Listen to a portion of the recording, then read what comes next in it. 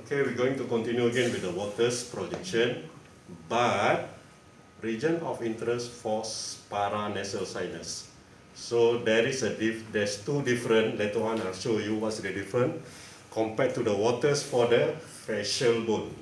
So now we're going to do waters projection for the paranasal sinus. Same like waters projection for the facial bone, exactly the same. Put the hand on the side to stabilize the head. Till the chin until the MML line from mentum to the EAM. This line has to be perpendicular to the table, to the vertical bucky.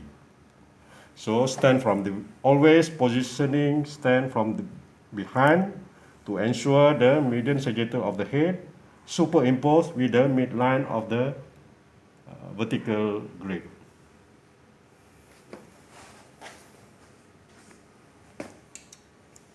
On the light, to make sure the vertical line of the central ray superimposed with the median sagittal line of the head.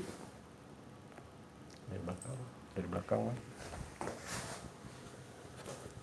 This line has to be superimposed with the median sagittal of the head. Okay, good.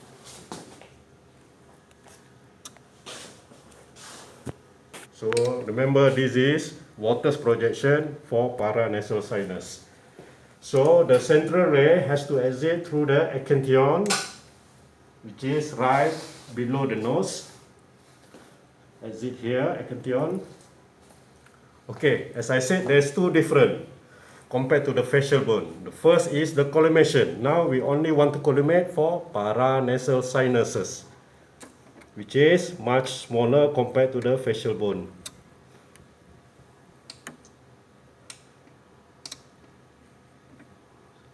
So about that size, you see, within the skull. Comparing to the facial bone is we have to see the beam beyond the skin, but this one within the skin, within the skull. Because the region of interest only for paranasal sinuses. The second difference is patient has to open the mouth. Open up the mouth, please. Open bigger. Okay, that's good. Positioning of the cassette is the same.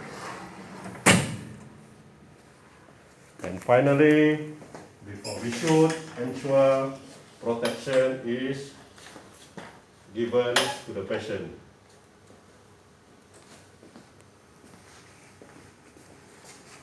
The exposure factor for the paranasal sinus for waters projection, same like the facial bone, which is you can give about 73 kVp or 75 kVp and 15 to 20 mAs.